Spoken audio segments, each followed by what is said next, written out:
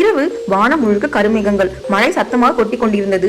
இடி வீடு முழுக்க நடுங்க வைத்தது. 10 வயது நிலா திடீரென்று பயந்து தூக்கத்தில் இருந்து எழுந்தாள். அவள் கண்கள் தானாகவே அம்மா அப்பா இருக்கும் ரூமிற்கு சென்றது. அம்மா ஒரு பக்கம், அப்பா ஒரு பக்கம் படுத்திருந்தார்கள். நடுவில் ஒரு சிறிய பையன் இருந்தான். அசையாமல் படுத்திருந்தான். தலையில் இருந்து தண்ணீர் சொட்டியது. கண்கள் திறந்தே இருந்தன. நிலாவிற்கு இந்த பையன் யார் என்றே தெரியவில்லை. அவன் பார்ப்பதற்கு சற்று வினோதமாக இருந்தான். நிலாவின் இதயம் வேகமாக துடிக்க ஆரம்பித்தது.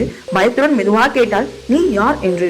அந்த சிறுவன் மெதுவாக தலையை திருப்பி சொன்னான், இடி சத்தம் வந்தால் எனக்கு ரொம்ப பயமா இருக்கும் என்று. மற்றும் என்னோட வீடு கிடைக்கல, என்னுடைய அப்பா அம்மாவும் நான் துளைத்து விட்டேன், அதனால்தான் இங்கே தங்கியிருக்கேன் என்று கூறினான். அதே நேரம் ஒரு பெரிய இடி. திடீரென்று அந்த அறை மங்கியது. அதே வீடு, ஆனால் பார்ப்பதற்கு ரொம்ப பழையதாக இருந்தது. மழை ஒழுகும் கூரை, மின்விளக்கு இல்லை. அந்த பையன் அதே படுக்கையில் தனியாக காதுகளை மூடிக்கொண்டு இடி சத்தத்துக்கு பயந்து நடுங்கிக் கொண்டிருந்தது போல இருந்தது. யாரும் இல்லை, அமைதியும் இல்லை. இதை பார்த்தவுடன் நிலாவிற்கு சற்று பயம் குறைந்தது. திடுக்கென்று திரும்பவும் மின்னல் அடித்தது. அதில் அவன் மறைந்து போனான். மறுநாள் மீண்டும் மழை பெய்தது. இந்த முறை அந்த பேய் சிறுவன் நிலாவின் அறை வாசலில் நின்றான். அவன் முகத்தில் ஒரு சின்ன புன்னகை.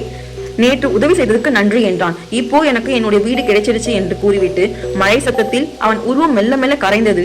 மழையும் குறைந்தது. நிலாவின் வீடு முதல் முறையாக முழுமையாக உணரப்பட்டது. அவளும் நன்றாக தூங்கிக் கொண்டிருந்தாள். இதுவே நிலாவின் பேய் கதை. இந்த வீடியோ பிடிச்சிருந்தா மறக்காம லைக் பண்ணுங்க, கமெண்ட் பண்ணுங்க, ஷேர் பண்ணுங்க. இது போன்ற மேலும் வீடியோக்கள் பார்க்கணும்னா இந்த சேனல் சப்ஸ்கிரைப் பண்ணிக்கோங்க. இந்த வீடியோ பார்த்ததுக்கு நன்றி.